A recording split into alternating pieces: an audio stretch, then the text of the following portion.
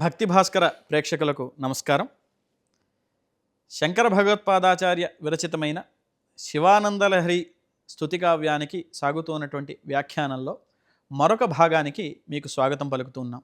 మానవుడు ఎప్పుడూ కూడా ప్రధానంగా కోరుకునేది ఏమిటి అంటే సుఖము, అలాగే ఆనందము. అది రెండు విధాలుగా ఉంటుంది. ఐహికము అంటే భౌతికమైనటువంటిది, పారమార్థికము. కాబట్టి ఐహిక సుఖము అంటే మనం బతికుండగా ఇక్కడ ఈ శరీరంతో ఉండగా పొందేటువంటి లేదా పొందాలనుకునేటువంటి సుఖములనండి, సంపదలనండి, క్షేమములనండి, మంచి అనండి, ఏదైనా కానీ ఆనందం రూపంలో పొందేది ఏదైనా కానీ. అది పైగా ఇక్కడ ఇంకొక విషయం ఏమిటంటే ఆనందము అంటే కేవలం నేను ఈ పని చేస్తేనే నాకు ఆనందం అనే ఉండదు. ఇప్పుడు ఉదాహరణకి ఏదో ఒక తల్లి ఉందనుకోండి, ఆ తల్లి ఒక చక్కటి తీపి పదార్థాన్ని వండిందనుకోండి, ఆ తల్లి ఆ తీపి పదార్థాన్ని వంట చేసిన దానికి పడే ఆనందం కంటే ఆ పదార్థాన్ని తన పిల్లవాడికి పెట్టినప్పుడు ఆ పిల్లవాడు తిని బాగుంది అన్నప్పుడు పడే ఆనందం ఎక్కువ. అంటే తాను ఆ తీపి పదార్థం యొక్క అనుభవాన్ని తాను పొందటం లేదు, కానీ దాని నుంచి వచ్చేటువంటి ఆనందాన్ని తన పుత్రుని ద్వారా ఆ తల్లి పొందుతోంది. అవునా? అదేవిధంగా మనం కూడా ఈ ఆనందాన్ని కానీ లేకపోతే సుఖాన్ని కానీ ఏదైనా కానీ మనం అనేక విధాలుగా పొందుతూ ఉంటాం ఈ జీవన విధానంలో. అయితే ఈ సుఖం కానీ ఆనందం కానీ ఏదైనా రెండు విధాలని చెప్పుకున్నాం కదా. ఐహికంగా అంటే ఇహంగా ఉండేది, అంటే భౌతికంగా మనకి కనిపించేది, పారమార్థికంగా మనకి కనిపించకుండా పారలౌకికంగా ఉండేది, పరలోక సంబంధమైనది అంటే ఈశ్వర సంబంధమైనది అని చెబుదాం. అయితే ఇక్కడ ఈ రెంటి మధ్య ఉండేటువంటి వ్యత్యాసాన్ని మనం ఎలా తెలుసుకోవాలి? తెలుసుకుని ఈ భౌతికమైనటువంటి సుఖాన్ని పొందడంతో పాటుగా ఈ ఐహిక సుఖాన్ని పొందిన తరువాత, ధర్మాచరణం చేసిన తర్వాత, దాని తర్వాత వచ్చేటువంటి పారమార్థికమైనటువంటి సుఖాన్ని, శాశ్వతమైనటువంటి మోక్షానందాన్ని ఎలా పొందాలి? ఈ విధానాన్ని అంతటినీ కూడా మనం ఈ శ్లోకం రూపంలో తెలుసుకుంటూ ఉందాం.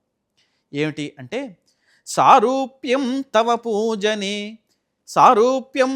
పూజనే శివమహాదేవేతి సంకీర్తనే సామీప్యం శివభక్తి ధుర్య జనతా సాంగత్య సంభాషణే సాలోక్యం సచరాచరాత్మక తనుధ్యానే భవానీపతే సాయుధ్యం మమ సిద్ధమత్ర భవతి స్వామిన్ కృతార్థోస్మ్యహం. సాక్షాత్తు శంకర్ల వారే ఈ మాట అంటున్నారంటే మనం ఎంత చూడండి. ఏమిటి? కృతార్థోస్మ్యహం, నేను కృతార్థుడనయ్యాను అంటున్నారు. ఎప్పుడు, ఎలాగా, ఏమిటి అంటే సారూప్యం తవ పూజనే. మనకి ఈ శరీరాన్ని విడిచిపెట్టిన తర్వాత మనకి కలిగేటువంటి దాన్ని మోక్షము అంటారు. అంటే ఏ జీవి అయినా కూడా తన యొక్క జన్మ సార్థక్యాన్ని పొందాలి అంటే తనకు జన్మరాహిత్యాన్ని కోరుకోవాలి, తాను జన్మరాహిత్యాన్ని కోరుకుంటాడు అని చెప్తారు. అంటే ఏమిటి? ఈ జన్మ అయిన తర్వాత నాకు మళ్ళీ జన్మ వద్దు స్వామి అని. ఉదాహరణకి మనకు గరుడ పురాణం మొదలైనటువంటివన్నీ చెప్తూ ఉంటాయి. నువ్వు పలానా పాపం చేస్తే పలానాలాగా పుడతావు, ఏదో పక్కన వాడికి పెట్టకుండా ఏదైనా ఆహార పదార్థాన్ని తిన్నావు అనుకోండి, పక్క జన్మలో నువ్వు గాడిదగా పుడతావు అన్నారనుకోండి. అమ్మో, పక్క జన్మలో గాడిదగా పుట్టడం కంటే ఈ జన్మలో పక్కన వాడికి మనం తింటున్న దాంట్లో ముద్ద పెట్టడం నయం రా బాబు అని మనకు అనిపిస్తుందా లేదా? సరిగ్గా అదేవిధంగా ఈ మోక్షము అన్నదానికి అర్థం ఏమిటంటే జన్మరాహిత్యం. అంటే ఆ మోక్షాన్ని పొందాలంటే ఎప్పుడూ కూడా మనం ఇప్పుడు ఈ జన్మలో ధర్మాచరణంలో ఉండాలి అని దాని ప్రతిపాదన. కాబట్టి ఈ మోక్షం ఎన్ని రకాలుగా ఉంటుంది అంటే 4 రకాలుగా ఉంటుందని చెప్పారు. అందులో సారూప్యం, సాయుధ్యం, సాలోక్యం, సామీప్యం. అందులో మొట్టమొదటిది సారూప్యం. సారూప్యం అంటే అర్థం ఏమిటి? ఇప్పుడు మనం ఈశ్వరుణ్ణి చేరుకున్నాం అనుకోండి. ఇప్పుడు మనం ఈశ్వరుణ్ణి చేరుకున్నాము అంటే దాని అర్థం ఏమిటి అంటే మనం అప్పటికే ఈశ్వరుని లాంటి వాళ్ళం అయిపోయామని. కాబట్టి మన రూపం వేరు, ఈశ్వరుడు రూపం వేరు కాదు. ఇక్కడ మన రూపం ఈశ్వర రూపం ఒకటే. మనం వెళ్ళి ఈశ్వరుని రూపంలో కలిసిపోయాం అనమాట. సారూప్యం అంటే అటువంటి రూపంలో కలిసిపోవడం, అదొక రకమైన మోక్షం. అయితే అది ఇక్కడ ఎలా ఉంది? భూలోకంలో మనకు అది రావాలంటే ఏం చేయాలి అంటే సారూప్యం తవ పూజనే. ఓ ఈశ్వర, నేను ఎప్పుడూ కూడా నిన్ను నిత్యం అభిషేకాలు చేస్తూ, అర్చనలు చేస్తూ, పారాయణలు చేస్తూ నేను ఇవన్నీ చేస్తూ ఉన్నాను కదా. కాబట్టి అందుకని సారూప్యం తవ పూజనే, ఈ ఈశ్వర పూజా విధానమే నాకు ఈ భూలోకంలోనే నాకు ఈ సారూప్యం అనేటువంటి మోక్షాన్ని, ముక్తినిచ్చేసిందయ్యా అంటున్నారు శంకర భగవత్పాదుల వారు. అంటే అర్థం ఏమిటి? మనందరం కూడా ఎప్పుడైతే ఈశ్వరార్చన చేస్తామో నిత్యము, ఎప్పుడైతే ఈశ్వరాభిషేకం చేస్తామో, పైగా ఎప్పుడైతే శివనామస్మరణ ఎక్కువగా చేస్తూ ఉంటామో, ఆ సమయంలో మనకి సారూప్యమైనటువంటి ముక్తి మనకి ఫలితంగా లభించినట్టే లెక్క. కాబట్టి మనం కోరిన కోరికలన్నీ కోరుకుంటూ ఉన్నప్పుడు మనం ఏం చేయాలి అంటే, ఆ ఈశ్వరార్చన చేస్తున్నప్పుడు మనం మనకున్నటువంటి సమస్యల్ని, బాధల్ని అన్నీ స్వామివారికి విన్నవించుకోవాలి. విన్నవించుకొని ఈ శ్లోక పారాయణాలు, అలాగే రుద్రాధ్యాయం మొదలైనటువంటివన్నీ కూడా చదువుతూ ఉంటే మనకి ఖచ్చితంగా ఆ ఫలితం అనేది తప్పకుండా వస్తుంది. అందుకే విద్యాసు శృతిరుత్కృష్ట అని ఒక మాట చెప్పారు. ఏమిటి? విద్యలన్నింటిలోకెల్లా ఉత్కృష్టమైనది ఏది అంటే శృతి. బావుంది. ఏమిటి? శృతి అంటే వేదము. వేదం ఉత్కృష్టమైనది.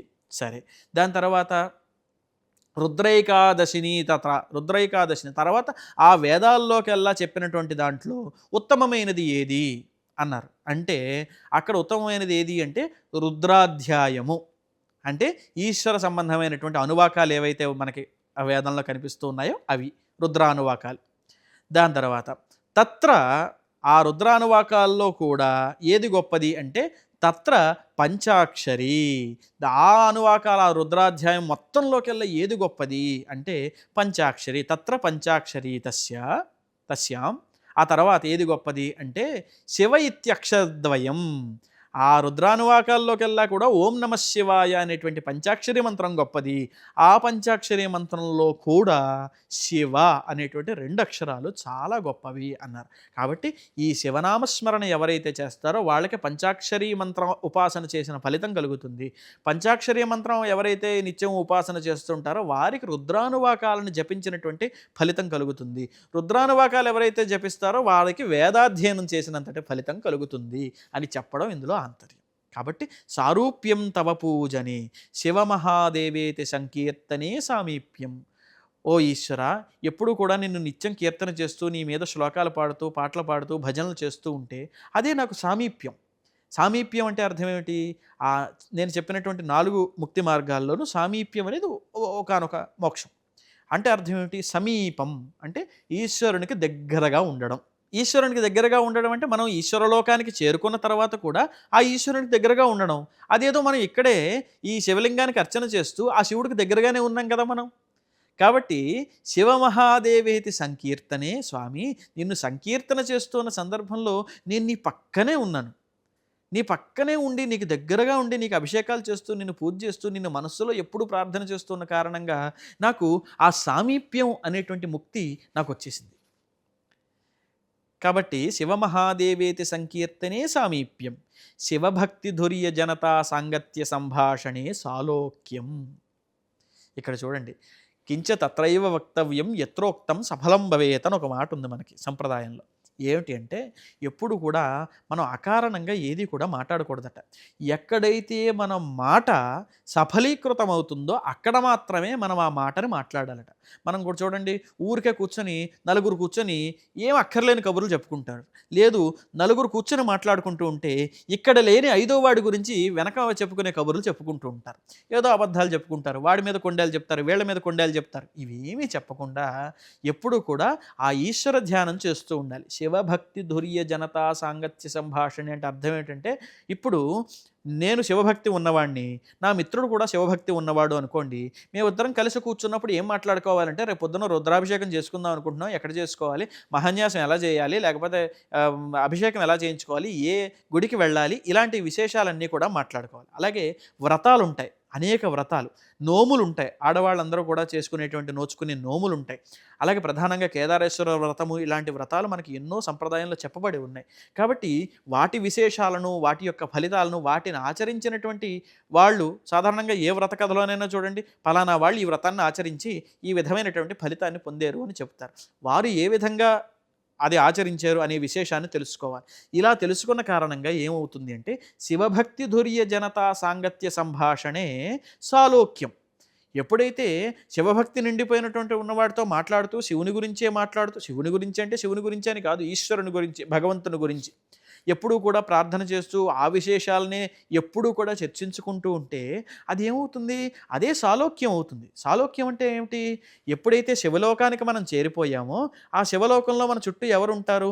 శివగణాలుంటాయి, ప్రమథగణాలుంటాయి, ఈశ్వరుడుంటాడు, పార్వతీదేవి ఉంటుంది, మిగతా వాళ్ళందరూ ఉంటారు. కాబట్టి మనం శివలోకంలో వెళ్ళిపోయినట్టు అర్థం కదా. అదే అనుభవాన్ని, అదే ఆనందాన్ని మనం ఈ భూమి మీద ఉండగానే, ఈ మానవ శరీరంలో ఉండగానే పొందాలి అంటే ఏమిటి దానికి మార్గం అంటే శివభక్తి పరాయణులైనటువంటి వాళ్ళతో సాంగత్య సంభాషణే, మంచి మంచి మాటలు, సద్గోష్ఠి చెయ్యవలెను.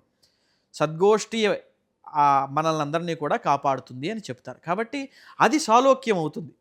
సాలోక్యం అంటే ఏ శివలోకానికైతే నువ్వు చేరతావో ఆ లోకంలో నీకు కలిగేటువంటి ముక్తికి సాలోక్యం అని పేరు, అంతే. ఆ లోకంలో వెళ్ళి చేరిపోవడం. ఆ లోకంలో అక్కడెక్కడికో వెళ్ళి చేరిపోవడం ఎందుకు? నిత్యము కూడా మనం శివభక్తిని ఇక్కడే ఆరాధన చేస్తూ, శివభక్తిని ఆచరణ చేస్తూ ఉంటే ఇక్కడే మనకు సాలోక్యం అనేటువంటి ముక్తి ఇక్కడికి వచ్చేస్తుంది కదా అని చెప్తూ ఉన్నారు. ఇకపోతే సచరాచరాత్మక తనుధ్యానే భవానీపతే సాయుధ్యం. ఈ సచరాచరాత్మకము అంటే ఏ విశ్వనాథుని యొక్క తత్వం చేత ఈ సమస్త విశ్వము కూడా ప్రవర్తిల్లుతోందో అటువంటి విశ్వనాథ తత్వాన్ని తెలుసుకుని ఆ ఈశ్వరుణ్ణి నిత్యము కూడా ప్రార్థన చేస్తూ, ఎందుకంటే ఆయన ప్రార్థన చేస్తే మనందరి కోరికలు తీరుతాయి. ఇప్పుడు మనందరికీ కూడా ఈ రకరకాలైనటువంటి సమస్యలు, రకరకాల కష్టాలు ఉంటాయి. పైగా ఇక్కడ ఇంకొక మాట చెప్తాను ఊరికే చమత్కారం కోసం. మనందరం కూడా ఏం కోరుకుంటాము అంటే సాధారణంగా ఏ గుడికో వెళ్ళినప్పుడు సాధారణంగా పెద్దలైనటువంటి వాళ్ళు ఏం కోరుతూ ఉంటారంటే, మేము పడిన కష్టాలు మా పిల్లలు పడకుండా చూడు స్వామి అని కోరుకుంటుంటారు చాలామంది. అయితే ఇక్కడ మనందరం కూడా గుర్తుపెట్టుకోవాల్సిన విషయం ఏంటంటే మనందరికీ కూడా కష్టాలు వస్తాయి. అయితే నేను పడిన కష్టాలు నా పిల్లవాడు పడకుండా చూడు స్వామి అని మనం కోరుకుంటే ఈశ్వరుడు అనుకుంటాట, నువ్వు పడిన కష్టాలే వాడికి ఎందుకు ఇస్తాను, వాడికి కొత్త కష్టాలు ఇస్తానులే అనుకుంటాట అని ఊరికే చమత్కారంగా చెప్తారు పెద్దలైనటువంటి వాళ్ళు. కాబట్టి ఎప్పుడూ కూడా మన కోరికలు తీరాలంటే మనం ఆ ఈశ్వరుని ఎప్పుడూ కూడా వదలకుండా ఆ సాలోక్యం మనం వెళ్ళి ఆ ఈశ్వర లోకంలో కలిసిపోయినట్లుగా మనం ఆ ఈశ్వరుణ్ణి పట్టుకోవాలి. ఇక సచరాచరాత్మక తనుధ్యానే భవానీపతే సాయుధ్యం. నీ యొక్క తత్వంతో ప్రవర్తిల్లుతూ ఉన్నటువంటి ఈ విశ్వం అంతటి యొక్క నిజమైనటువంటి శాశ్వతమైన చైతన్యాన్ని కనుక నేను అర్థం చేసుకున్నట్లయితే అదే నాకు సాయుధ్యం. సాయుధ్యం అంటే అర్థం ఏం లేదు, వెళ్ళి ఈశ్వరుల్లో కలిసిపోవడం. సాయుధ్యం అన్నదానికి అర్థం ఏంటంటే మనం వెళ్ళి ఈశ్వరుల్లో కలిసిపోవడం. అయితే మమ సిద్ధం అత్ర భవతి స్వామిన్ కృతార్థోస్మ్యహం అంటున్నారు. ఈ సాయుధ్యం కానీ, సాలోక్యం కానీ, సామీప్యం కానీ, సారూప్యం కానీ ఇవన్నీ కూడా నేను ఎక్కడికో వెళ్ళక్కర్లేదు స్వామి. కేవలం నీ యొక్క ఈ శివలింగాన్ని అర్చన చేస్తూ, నీ మూర్తిని అర్చన చేస్తూ, నీకు అభిషేకాలు చేస్తూ, నీకు అర్చనలు చేస్తూ, నీకు ఉపాసనలు చేస్తూ ఈ విధంగా ఉన్న కారణంగా ఈ మొత్తం ముక్తి మార్గాలన్నింటినీ కూడా నేను ఎక్కడికో వెళ్ళక్కర్లేకుండానే ఇలా ఉండగానే, అంటే ఈ దేహం ఉండగానే నేను ముక్తిని పొందేస్తూ ఉన్నాను. అంటే జీవన్ముక్తులు అంటారు మనల్ని. ఆ మాటని అర్థం ఏంటి? జీవన్ముక్తులు అన్నదానికి అర్థం ఏంటంటే బ్రతికి ఉండగానే ముక్తిని సాధించినటువంటి వారు, అంటే బ్రతికి ఉండగానే ఈశ్వరుని అనుగ్రహాన్ని పొందినటువంటి వారు అని అర్థం ఇక్కడ. అయితే ఈశ్వరుని అనుగ్రహం పొందాలి అంటే ఏం చేయాలి? మనం ఈ యొక్క కర్మాచరణాన్ని అంతటినీ కూడా ధర్మ మార్గంలో చేయాలి. మన యొక్క కోరికలన్నీ కూడా తీరాలి అని మనం ఎలా అయితే కోరుకుంటామో అవన్నింటినీ కూడా తీర్చుకోవడానికి ఆ స్వామివారికి కూడా మనం ఆ విధమైనటువంటి అర్చనల్ని చేస్తూ ఉండాలి. కాబట్టి ఈ శ్లోకంలో శంకర భగవత్పాదుల వారు కృతార్థోస్మ్యహం అని చెప్తున్నారు. నేను కృతార్థుడనయ్యాను, ఈ శరీరం ఉండగానే నాకు ముక్తి లభించింది అని చెప్తున్నారు. కాబట్టి ఈ శ్లోకాన్ని ఎవరైతే చదువుతారో, ఎవరైతే ఈ శ్లోకాన్ని వింటారో, ఎవరైతే దీని అర్థాన్ని తెలుసుకుంటారో అటువంటి భక్తులందరికీ కూడా కోరిన కోరికలన్నీ కూడా తీరి వాళ్ళు ధర్మ ఆచరణల్లో ఉండడానికి, వాళ్ళు ధర్మ మార్గంలో ప్రయాణించడానికి ఆ ఈశ్వరుడు సమస్తమైనటువంటి ఆనుకూల్యాన్ని ప్రసాదిస్తాడు. అలాగే ఆది జగద్గురువులు అయినటువంటి శంకర భగవత్పాదుల వాచార్యుల వారి ఆశీర్వానుగ్రహాలు కూడా తప్పకుండా భక్తులందరికీ కూడా కలుగుతాయి అని తెలియజేస్తూ ఇంతటితో స్వస్తి, నమస్కారం.